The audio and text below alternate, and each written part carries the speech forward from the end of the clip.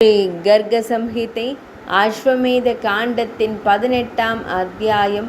பீஷன் என்ற அசுரனால் யாக குதிரை கடத்தப்பட்டதும் யாதவ வீரர்கள் விமானம் மூலம் உபலங்காவை தாக்கியதும். ஸ்ரீ கர்காச்சாரியார் கூறினார், அரசரே, பிறகு அனிருத்தனின் முயற்சியால் விடுவிக்கப்பட்ட பால் போல் ஒளிர்ந்த அந்த யாக குதிரை சிங்கள தீவின் அருகே விருப்பத்துடன் அலைந்து திரிந்தது. தாகத்தால் தவித்த அந்த குதிரை தனக்கு முன்னால் பல மரங்கள் சூழப்பட்டு நீர் நிறைந்திருந்த ஒரு கிணற்றை கண்டது. இதை கண்டதும் அது சென்று அதில் நீர் அருந்தியது. கிணற்றில் குதிரையை கண்ட பீஷன் என்ற அசுரன் குதிரையின் நெற்றியில் இருந்த எழுத்தை படித்து மகிழ்ந்து குதிரையை பிடித்து கொண்டான். அதே கணத்தில் குதிரையின் மீதே பார்வையை நிலைநிறுத்திய யாதவர்கள் அனைவரும் அங்கு வந்தனர். ஒரு அசுரன் யாக குதிரையை பிடித்து விட்டான் என்று அவர்கள் கண்டனர். பின்னர் போர்க்குணம் கொண்ட யாதவர்கள் அந்த அசுரனிடம் பேசினர். யாதவர்கள் கூறினார்கள், நீ யார்? நரி சிங்கத்தின் பொருள்களை பறித்து செல்வதைப் போல யாதவேந்திரனும் செய்கிறான் என்றனர். அரசர் உக்ரசேனரின் குதிரையை எடுத்து கொண்டு எங்கே செல்வாய்?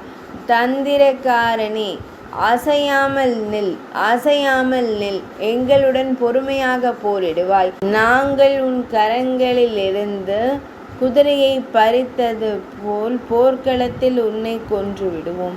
சகுனி, நரகாசுரன், பாணாசுரன், பாதங்கள் மற்றும் அவர்களின் சகோதரர்கள் அனைவரும் எங்கள் கரங்களாலேயே கொல்லப்பட்டனர். அவர்களுடன் போரிடும் போது நீ ஒன்றுமில்லை. எனவே போரில் உன்னை நாங்கள் ஒரு பொருட்டாக கருத மாட்டோம்.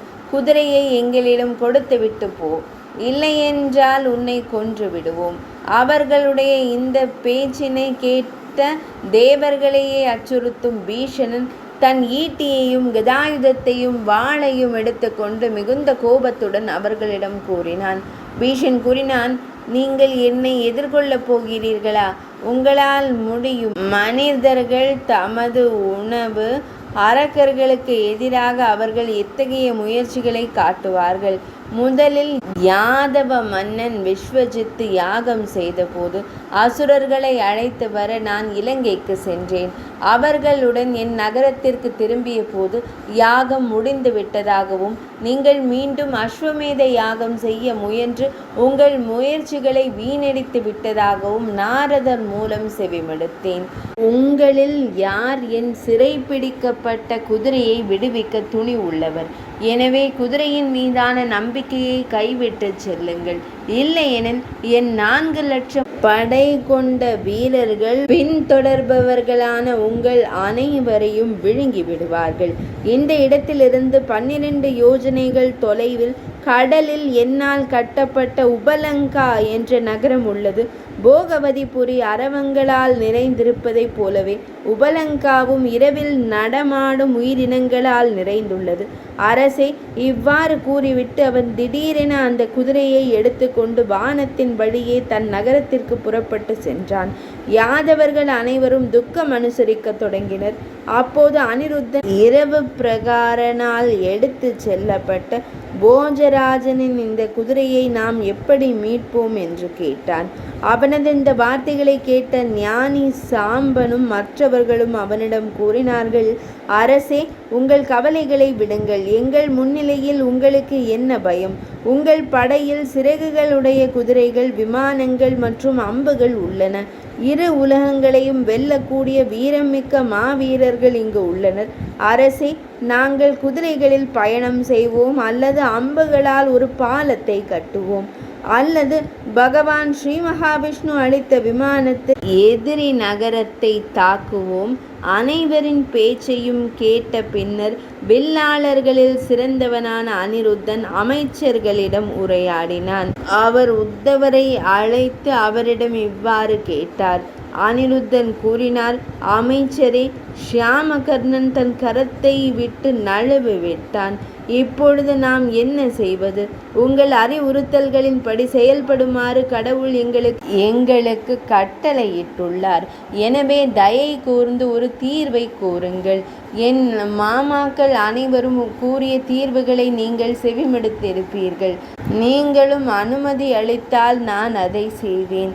அனிருத்தனின் வார்த்தைகளை கேட்ட உத்தவர் வெட்கம் கொண்டு, சகோதரா, நான் பகவான் ஸ்ரீ கிருஷ்ணருக்கும் குறிப்பாக அவருடைய புத்திரர்களுக்கும் பேர பிள்ளைகளுக்கும் ஒரு நிலையில்லா சேவகன்.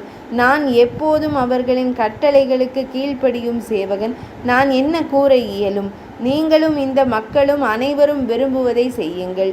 அது நிச்சயமாக வெற்றி பெறும் என்றான். அப்போது அனிருத்தன் கூறினான், யாதவர்களே, நான் கடவுள் ஸ்ரீ மகாவிஷ்ணு அளித்த விமானத்தில் 10 அக்ஷோகினி படையுடன் நான் அசுரர்களின் நகரமான உபலங்காவிற்கு செல்வேன். சாரணர், கிருத்தவர்மா மற்றும் சத்யாகனின் மகனான யுயுதானன் ஆகியோர் அக்ரூரருடன் இங்கே தங்கி மீதமுள்ள படையை பாதுகாக்க வேண்டும். இவ்வாறு கூறிய பின் அனிருத்தன் பகவான் ஸ்ரீஹரியின் 18 மகன்கள் உத்தவன், கதன் மற்றும் ஒரு பெரும் படையுடன் பகவான் ஸ்ரீ மகாவிஷ்ணு வழங்கிய விமானத்தில் ஏறினான். பகவான் ஸ்ரீ கிருஷ்ணரின் பேரன்கள் மற்றும் யாதவ வீரர்களுடன் சூரியனின் பிம்பத்தை ஒத்திருந்த அந்த ஒளிமயமான விமானம் தன் சொந்த சக்தியால் உந்தப்பட்டு பகவான் ஸ்ரீ ராமபிரானாலும் முற்கால வானர அரசர்களாலும் அலங்கரிக்கப்பட்டு குபேரனின் விமானமான புஷ்பக விமானத்தை போலவே பிரகாசிக்கத் தொடங்கியது. இது ஸ்ரீ கர்க சம்ஹிதையின் அஸ்வமேத காண்டத்திலுள்ள விமானத்தில் ஏறுதல் என்ற தலைப்பு கொண்ட 18ஆம் அத்தியாயம் இனிதே நிறைவடைந்தது.